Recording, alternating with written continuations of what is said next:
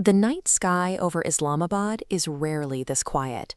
In a city built on military and diplomatic secrets, total silence usually means someone is waiting for the other shoe to drop. For Nandini Rao, that tension is a daily reality. She carries a small diary filled with data so sensitive, its exposure would destroy the sleep of some very powerful people.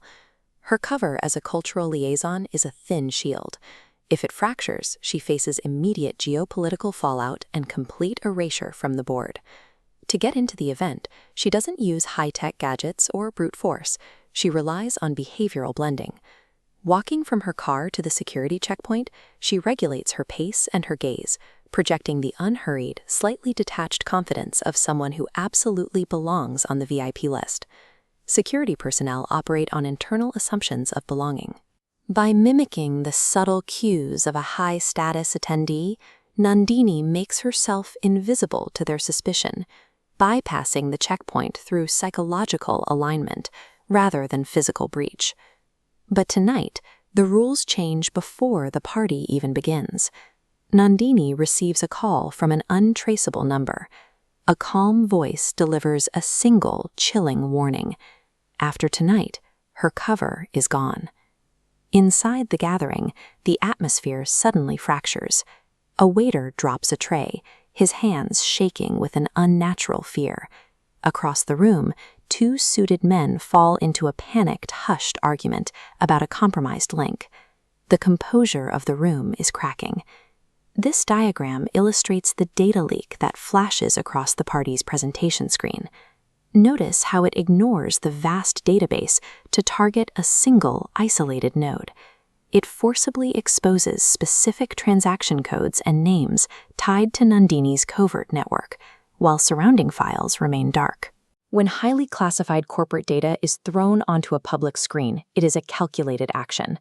The leak acts as a scalpel, cutting away the surrounding noise to force a specific target out of the shadows.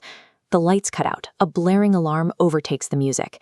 In the pitch black of the ensuing panic, a man named Arjun Sen grabs Nandini's arm. He has somehow already isolated the compromised internal system and mapped a route out of the building. They push through a dark service stairwell, clear the building, and emerge straight into this environment, a dense morning bazaar. Hundreds of vendors and pedestrians are already moving rapidly in every direction. Pursuers looking for two specific individuals cannot maintain a lock in this volume of movement. By stepping into this heavy foot traffic, Nandini and Arjun generate an overwhelming volume of false data points, using the crowd as a physical and visual shield. You don't escape a monitored security grid by running into an empty alley. You step into unpredictable, chaotic crowds, using the sheer volume of human movement as your physical camouflage. Take a look at this matrix. It maps out the brutal game theory of Nandini's survival. On one axis, she can trust Arjun or act independently. On the other, Arjun is either a genuine ally or an enemy operative. Arjun had suspicious foreknowledge of the system blackout. He knew exactly when the leak would trigger and exactly where Nandini was standing. The data suggest he might be the corporate operative who orchestrated the leak to isolate her in the first place. In intelligence work, this is a double-blind trap. An adversary engineers a crisis, steps in to rescue you from it, and then escorts you directly into a long-term framing operation while you willingly follow their lead. When you have to rely on a puppet master to survive the night, their help is inherently dangerous. Every lifeline they offer acts as a potential noose. Nandini realizes that fleeing only delays the inevitable. The initial leak was a flushing maneuver designed to make her run. To survive, she must launch a counterattack and force the attackers to reveal their own position. Their target is a secure data relay hub. The plan is to physically infiltrate the facility under the guise of an expected logistics team responding to a network glitch. Intriguing turn. A forged ID badge is only the first hurdle.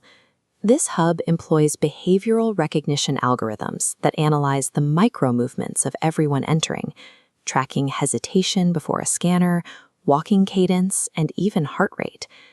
Nandini overrides the system by engineering a routine behavioral pattern. When the scanner lags on her badge, she doesn't hold her breath or look nervous. She steps back and acts visibly annoyed, simulating the perfect frustrated body language of a supervisor dealing with a tedious daily glitch. Even sophisticated AI security models struggle with the physiological markers of mundane human annoyance. By projecting the dull, repetitive boredom of everyday work, she makes herself invisible to the algorithm. Once inside the control room, hacker Rahat and Nandini construct a fake leak. They intend to inject this directly into the core system to force a reaction from their attackers. This visualization breaks down their data packet. They take a standard procurement list and seamlessly merge it with highly sensitive factual location data. This creates a glowing line of bait hidden neatly inside the mundane code. The specific name they embed is too important for the enemy to ignore. It triggers an immediate panic response. To lock down their compromised asset, the adversaries must react quickly, leaving a digital footprint that points right back to their physical location. They deploy the packet, but instantly a new process opens on Rahat's screen. Someone else is already inside the local network.